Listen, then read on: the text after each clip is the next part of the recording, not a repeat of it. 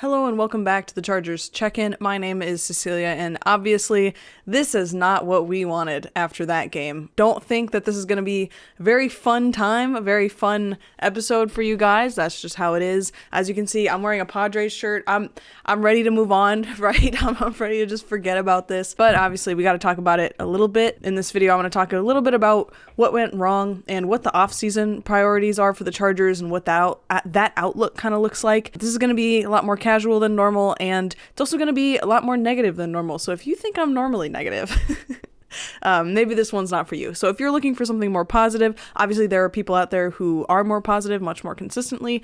And if you're looking for positivity from me in particular, then I would encourage you to go back and look at draft videos. And soon, my off-season content is going to be all about what the Chargers need to do, what they can do, because I'll reiterate this later, but I really believe that this is a pivotal point for the Chargers. This offseason is going to be huge. They have a lot of cap space. I think, the draft is going to be really good in the spots that they need to draft, and they're going to have what they need out there. It's just a matter of, can they make the right decisions? Can they do what they need to? And the ultimate question is, will Herbert step up in the playoffs the next time he's given an opportunity? And I do think he will get another opportunity. So that being said, I'm going to get into the negative stuff. So if this isn't for you, I'll see you guys next time, and that's okay. Really appreciate those of you who like and subscribe and who've stuck with me this season. I've had a lot of fun. Obviously, the season did not end at all how we wanted, but I've really appreciated the community with you guys. More than anything, appreciate my members. We're having some good conversations with everything going on with the coaching staff. So that being said, we have to get into the fact that not only did Herbert not have a good game, but at some point you have to connect downfield on offense, and it wasn't there a vast majority of the time for Herbert. Most plays, there was nothing there 2.5 seconds after the snap, and that's when Herbert needs to throw. So he had one of the longest times holding on to the ball on average in his career, and it's a coaching failure. More than anything, it's a coaching failure. It's also a Herbert failure. We'll have that conversation in a minute, but this was a pathetic showing, especially after you rested your starters. After you rest your starters, you expect guys to come out hot because they have all of their strength. I know that, obviously don't expect anything from Hampton. It's not his fault. He was hurt, is what it is. But this offense looked entirely unprepared. So, we've been having the Greg Roman conversation, and I have been not on board with him. I didn't love the hiring, but, I figured I'll trust Jim Harbaugh. And I think we can say Jim Harbaugh did not make a good decision in hiring Greg Roman, and he needs to fire him. I don't think Greg Roman showed a single strength in this game. At no point did he make a case that he is even in the same ballpark as the rest of the offenses in the NFL, particularly the playoff offenses, and it's jarring because, like I've talked about, I'm a Bears fan. I live in Chicago, a bunch of Bears fan friends, and so of course I root for the team, but it's so jarring to go from watching Ben Johnson to watching Greg Roman. And Caleb Williams is awesome, but just like Herbert was in this game, Caleb Williams is inconsistent. He's inaccurate. He makes bad throws. That happens frequently.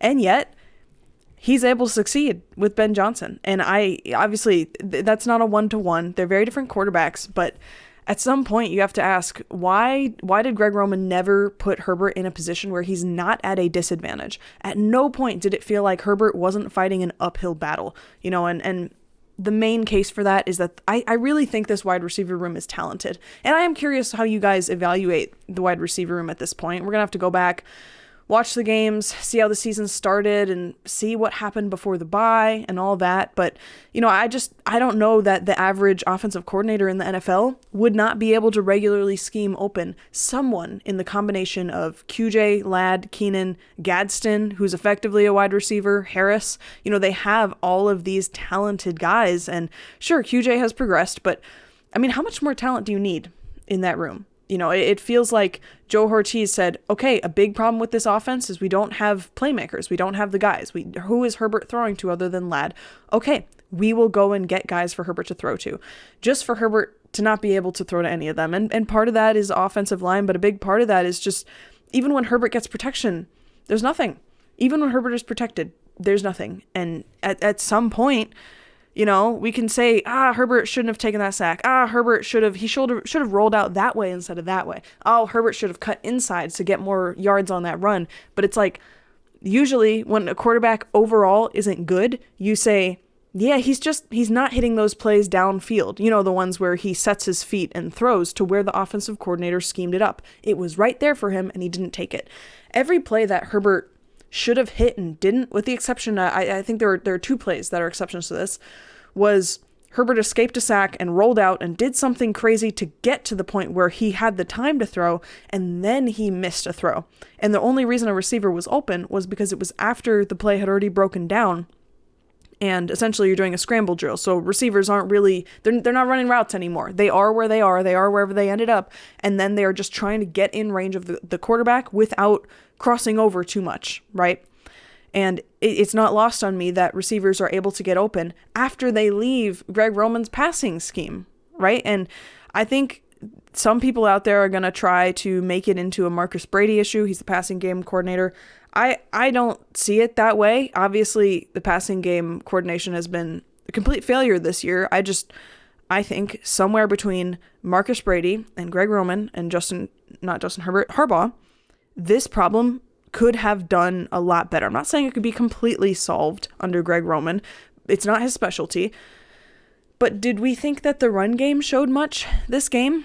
I mean, on the broadcast, they were saying, oh, this offensive line is doing better than normal. Better than normal for the Chargers offensive line is still terrible. And it's not lost on me that the coaching staff, primarily Greg Roman, but the whole coaching staff, failed to see Jamari Sawyer as a viable left tackle option until late into the year. You know, and maybe by now he would be more comfortable in that role. Maybe by now we wouldn't be seeing 2 false starts in a game from him, right? And I just think there are so many preparation failures. Keenan Allen looks completely lost. Obviously, he had those 2 drops. That's not on any coaches, but he certainly looks lost out there. He does not look confident, does not look comfortable. He's not firing up his guys. He just looks lost. Why is QJ only running the simplest routes? His release has improved so much this year. He's one of the faster receivers. He usually can run past guys and get open. So why only the simplest routes? It feels like every CB he goes against knows all of his routes, because they probably do, because it's not that hard. Why is Ladd rarely in motion? We saw how well it worked last year. We know that it works. Why not use it? That's a theme of Greg Roman. You know, why have that quick pass to Dre Harris that works so well and then abandon it, right? You have that great short, quick pass to Trey Harris. He makes a guy miss, and then he goes for a first down.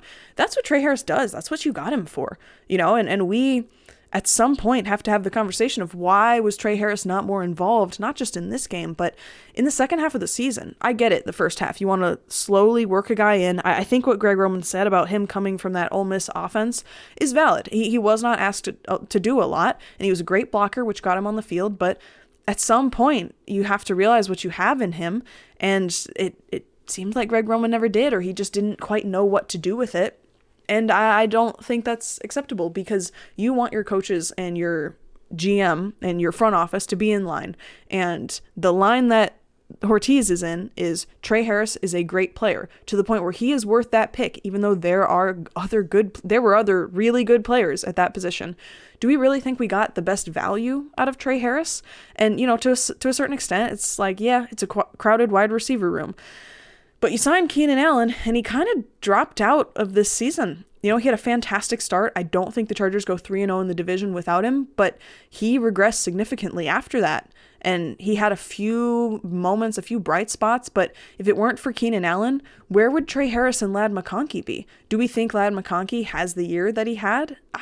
I don't. I think Ladd McConkey would have had a significantly better year, and I think Trey Harris would have had a significantly better year. I understand you needed a veteran in that room for sure when Mike Williams retired, but, you know, you got to ask, if Keenan Allen set us back this much, what did he ultimately offer? And the answer is, well, with how Greg Roman schemes things up, not much. And I don't know that that's a Keenan Allen stat so much as a Greg Roman thing, because yeah, Keenan had those 2 drops, but how many drops did he had in the year going up to that? Like 3 the entire year or something like that. It wasn't that bad, you know? So there needed to be more safe options for Herbert. And I think back to Herbert's worst interception this year, when he was looking at Keenan the whole way up the middle, and then a linebacker is able to just jump in front of it and take it because Justin Herbert knew that no one else would be open. His only safe option was Keenan Allen. At no point did it feel like he had regular checkdowns and the screens. Greg Roman runs screens at like the third lowest rate in the league. Don't you think if you had no offensive line, you'd do anything you could to get the ball to the outside early and often, and the Chargers in theory are supposed to have some of the best blocking wide receivers. That's what I see on tape. It's what the statistics say. But for what? It can benefit you in the run game. Shouldn't it benefit you in the passing game too? Why don't screens work under Greg Roman? And I don't think that this wide receiver room transplanted into another offense would do so poorly in that regard as well. And, I know Omarion Hampton went down. Kamani Vidal is a good running back. He's good. He's solid. I think he's average in the league. That's great. Why did he look so bad in the playoffs when we needed him the most? And we're going to have that conversation about Herbert for the same thing, but we could also have that conversation about Vidal. We have that conversation about Keenan, and maybe we could have that conversation about QJ. And I'm wondering, Zion finally gives up a sack, and it was in this game. Everything fell apart when they were supposed to be the most well-rested and the most prepared. You're supposed to prepare your team and get them in good positions to do well, and nothing came easy for this offense. There is such a huge quality gap watching any other offensive coordinator, and I know that the Ben Johnsons of the world are hard to come by, and they don't stay coordinators for long, but there's something to be said about nobody else is going to want Greg Roman. If Greg Roman gets fired, do we think he ever gets a job? Maybe in college. Maybe at a college where they know they're not going to get one of the top quarterbacks and they just need someone who can scheme up the run game. Maybe one of those like Trenches University kind of places. Maybe. I don't know if I would hire him though, because if you do manage to get a good quarterback, and with the transfer portal you might, he's not going to do much for them. So it's one of those things where you got to look around and go, surely nobody else wants what we have here. And that first play of the offense, quick pass to Trey Harris. That's it. That's all we get. Horrible play calling in the red zone that has been consistent all year. Uncreative in the run game. Very little motion. I said going into this game, Greg Roman has to be in his bag, and what is in his bag is good run plays. That's what he's here for. He is here so that the Chargers reliably have a good run game. That didn't happen. I know Hampton was out there, but do we think Hampton would have done substantially better than Vidal? After what we saw, do we think that's the case? And the problem, I think, is that there aren't adjustments made. We've seen Jesse Minter have some really bad halves, some really bad quarters, but he doesn't really have bad games because he makes adjustments. And one of the adjustments that we talked about them needing to make, and this is a reflection of Roman and Harbaugh, but a couple games ago, they were substituting players when they didn't have enough time. And I think, was it against the Texans? I don't remember what game it was, but they were substituting players, and it was like, why? What's the point? Why are we substituting players? The only advantage our offensive line has is that offensive linemen are used to playing every snap of the game, and defensive linemen are used to taking breaks. Let's take away their breaks. Let's tire them out. I don't understand why you take out one of your only advantages, and you're running tempo because you're down 2 scores with less than 4 minutes to go. This is the second time in the game the second time in the game that it happened. The only advantage you have is the defense's fatigue, and they did it twice. One time, that is on Greg Roman, 100%. Having guys sub, on Greg Roman, absolutely. And he tried to do it subtly, like taking Keenan out. You cannot subtly do things against a well-coached team, and if you're in the playoffs, you must assume that the team that you're playing is well-coached. So, the fact that it happened a second time, I'm calling that on Harbaugh, because Harbaugh should have, after that initial time, said to Greg Roman, hey, you don't get to sub players anymore. We're running tempo, okay? We do not have the option. We don't have the time left. That is on Harbaugh to intervene and prevent that from happening again.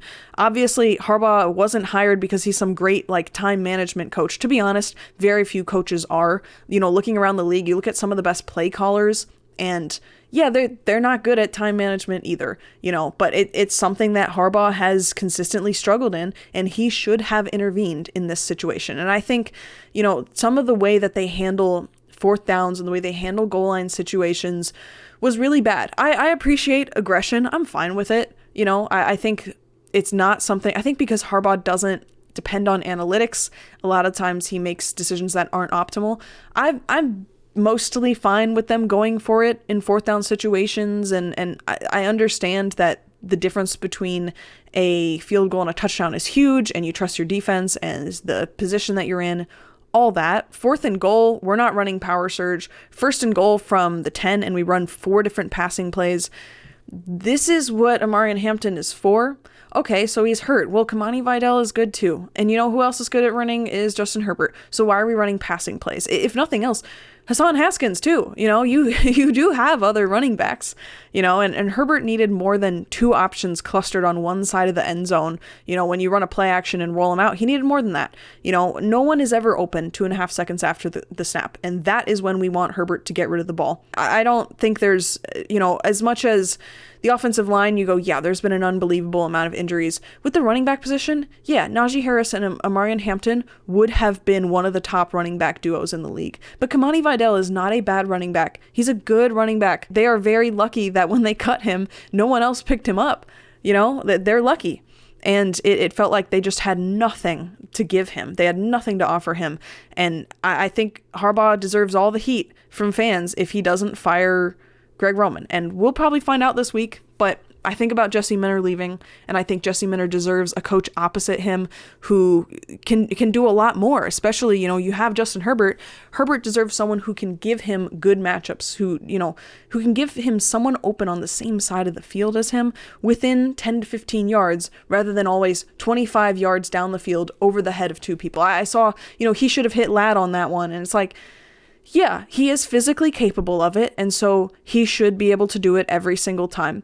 Also, why is that the opening? Why isn't there someone open at the sticks? And this team just, they didn't look prepared. The offense wasn't creative. It wasn't competent. It wasn't remotely as physical as the defense. And it was really an embarrassing show. It was an embarrassing show for Roman and for Harbaugh and for this whole team. And I don't know what argument you have for those defensive players, many of whom are free agents, some of whom are considering retirement, who go, you know, I love Harbaugh and I love Herbert, but we're getting nothing from the offense. How much better can you do than holding a team that averages 28 points per game in the Patriots to 16 points?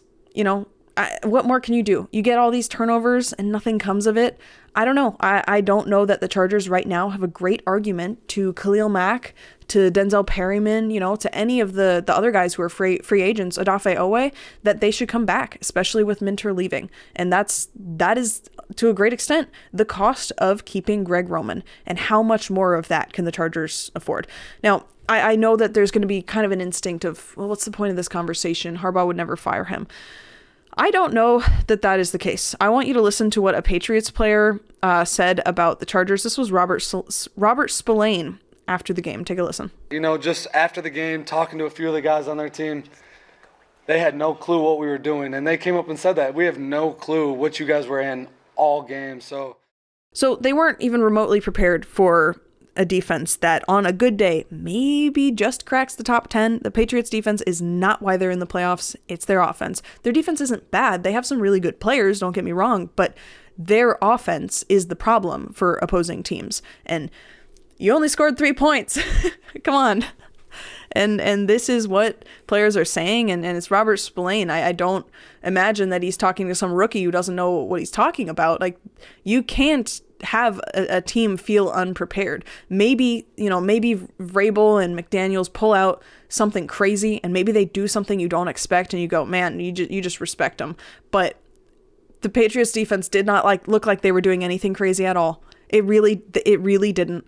Their game plan was fine. It was fine, because that's all you need against the Chargers offense. You know, I wasn't impressed to the point of like, man, the Patriots are just so much better. Respect. It was just that the Chargers offense was so bad, so consistently throughout the game, you know, and the best plays the Chargers had after those first few drives were Herbert improvising runs and Vidal picking up that fumble and running. It was only strange off-script plays. It was not plays that resulted from the scheme. And after the game, Harbaugh was asked about play calling, and here is what he answered.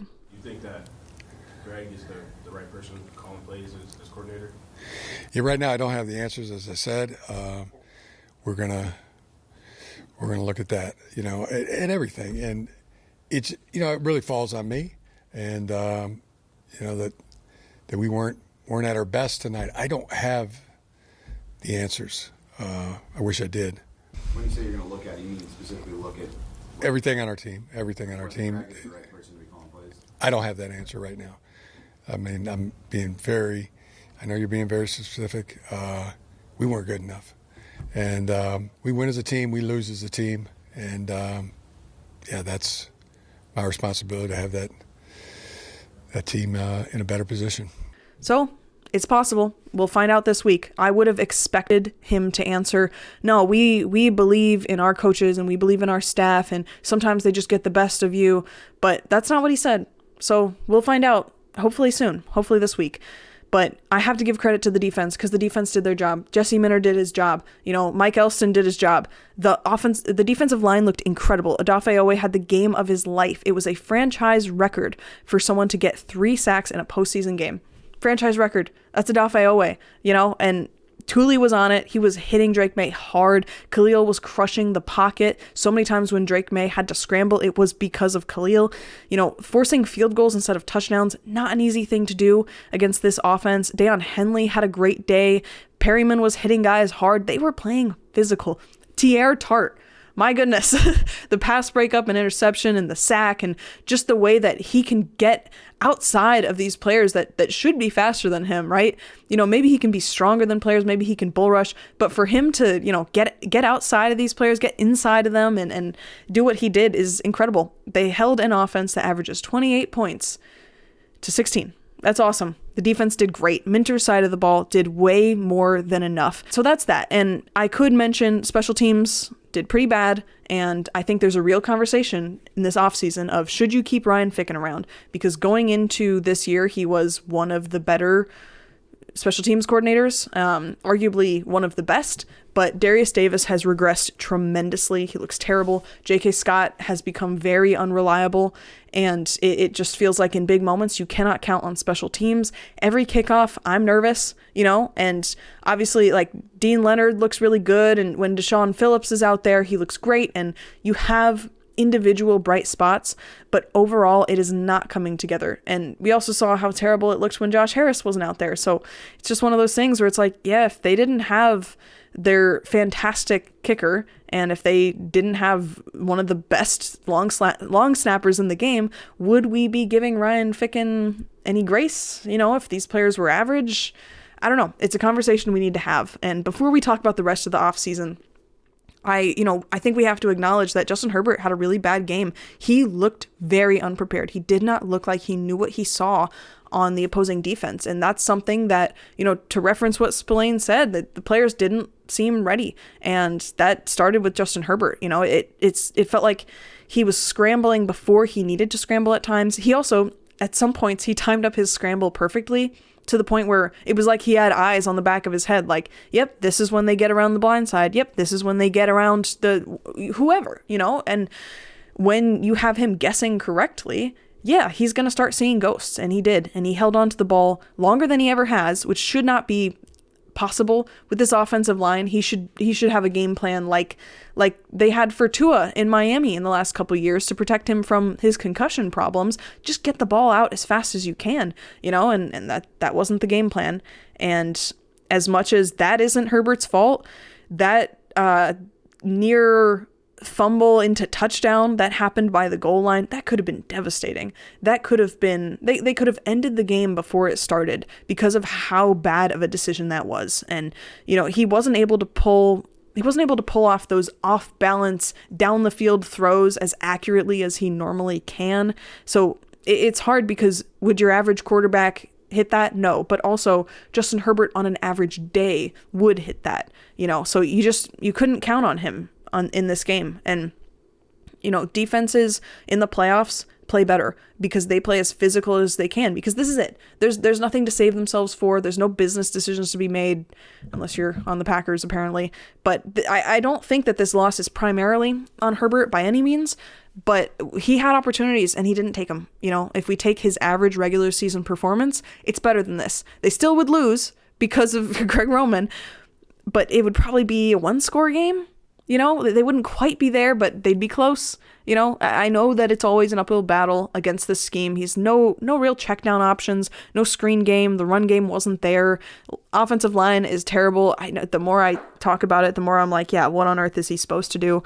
But I know that we have seen better Justin Herbert games, and the better Justin Herbert games have to come in the playoffs. And like I said, that fumble at the goal line could have been it, you know. And back to Greg Roman, Herbert needs a coach that will demand more of him in big moments and demand less of him throughout the season. I want to see a solid run game and a really good scheme and good matchups and checkdowns and all sorts of short field options that get you 6 to 10 yards in a play. That was what made Drake May so good. You know, he could afford to take a few big shots down the field, but what made him successful in this game in particular, because I also think he's fantastic down the field, is those short passes that sometimes after the catch, sometimes, you know, at the sticks, just turn into 7 yards, 8 yards. It's great. It gives you the opportunity to be ahead of schedule and then to take those shots downfield, which is not something Herbert can ever afford to do. So Herbert is immensely physically talented, but the processing was not there. He was not prepared. And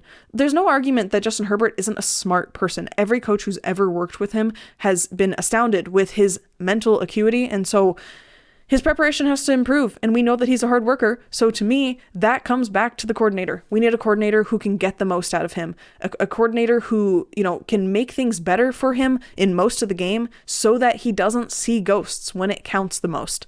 You know, so he has accountability for this, but I know some people are going to say, well, he's got the yips. That's it, right? That's all it is. He's in his head. Your season cannot come down to one player. This isn't like last year where Herbert threw a bunch of interceptions and that was that. That's not what happened. And, you know, we know that it doesn't just come down to one player because they didn't lose by 3. They didn't lose by 7. They didn't lose by 10. They lost by 13. Justin Herbert needs an offensive line that doesn't have him running for his life and seeing ghosts, because Justin Herbert is capable of putting his team in a position to be in the offseason. But Justin Herbert isn't crossing the finish line. You know, so someone else has to, and I think that should be in the form of a new coordinator. Harbaugh doesn't fire Greg Roman. I don't know. I would almost, you know, I hear the noise out there that maybe they should fire Harbaugh and just hire Jesse Minter, and I would get it if he doesn't fire Roman. If he fires Roman, no, you take the sure thing for sure. But you know, I understand the noise. I understand the doubt, because Greg Roman, if he gets fired, he's not going to have another job. And if he does, it's probably some like lower level, you know, ACC school or Big Ten school where they just need stability and they're not looking for a real ceiling raiser, and where they really get their money made is on defense. Because Greg Roman is just, he's not enough. He's not enough. He's not just average. He's not just not carrying them. He's actively a liability. So that being said, let's talk about offseason priorities, because this is a pivotal offseason. They have more cap space than they have in the whole Ortiz tenure. They have their draft picks still in their rookie contracts, but starting to really come alive on both sides of the ball. And you still have Justin Herbert in his prime, second contract. This is where you want to be. This offseason is huge. So priorities, number 1 is obviously replace Greg Roman with someone who will make Herbert's life easier and push him to be better. The next one, I think, is rebuilding the offensive line. It isn't sustainable. And even if you had Joe Alt and Rashawn Slater, we saw what happened last year in the playoffs. It's still not enough. They need to get better in that regard. They need to be able to replace Jesse Minter in a way that makes players want to stay. That could look like continuity, hiring Clinkscale from the defensive staff already. That could look like bringing in, you know, if Brian Flores doesn't get a head coach job, or some bigger name out there, whatever it takes to get these players to stay. And I think the next priority is giving whoever that new DC is some talent. You got to re-sign Owe, try to re-sign Mac if he doesn't retire after this, and, you know, see who you can get to stay, and then add a couple either safeties or linebackers to really get this going ahead of the draft. And, you know, you have to go into draft season with a whole and complete team so that you can afford to take the best possible player available and really upgrade in positions of need. And I have a lot of draft content, a lot more is coming, but this is a pretty good class for the positions that the Chargers need. So they have what they need to do that. And then they need to take a serious look at special teams and consider replacing Ryan Ficken. Darius Davis looks terrible. He should not be on this roster next year. There is not a place for him. They would be better off with KLS in that role. They'd be better off with Kamani in that role. They'd be better off taking a 6th round running back or receiver or someone and putting them in that role. That's the reality. And obviously you got to look at kick coverage and everything else and decide if you think Ryan Ficken is part of the problem or if you think he can be part of the solution. If you want to look at the future, if you are ready for free agency conversations and draft conversations, good for you. I'm probably going to take a couple days and, just think about something else. And try to get excited to watch the rest of the playoffs anyway. I usually can't. Once the Chargers are out, I'm like, I just don't really. I know a lot of people were so excited about the Bears, and it's really cool to see a city be so in love with a coach and quarterback. It just kind of also makes me sick, with what's happening with Herbert. So I will have off-season content soon. Please let me know what you want me to cover this off-season. I'm looking at free agency, I'm looking at coaching options, and I'm looking at the draft. I think the draft is where I'm really going to specialize because I've enjoyed it a lot and I think I'm pretty good at it. So the answers are out there. For Ortiz and Harbaugh, the answers are out there. And it's just a matter of, can Ortiz and Harbaugh deliver? You have a good quarterback, you have what you need. If Harbaugh were to leave, this would be one of the most desirable coaching spots. So they have what they need. But Jesse Minter is probably gone. So this is a turning point for the Chargers as an organization that will determine what they're going to be in the next few years for the rest of the Justin Herbert era, however long that is. So that's going to do it for me. Thank you so much for being here. And thank you guys who have watched me for most of the season. I didn't start posting videos until after the 3rd game, after the Broncos game. And I appreciate that you guys have stuck with me. And I do plan on continuing to make content. I have no idea for how long. But shout out to my members because you guys are going to get all of my draft content a week early, potentially all of my off-season content in general, since it's less pressing.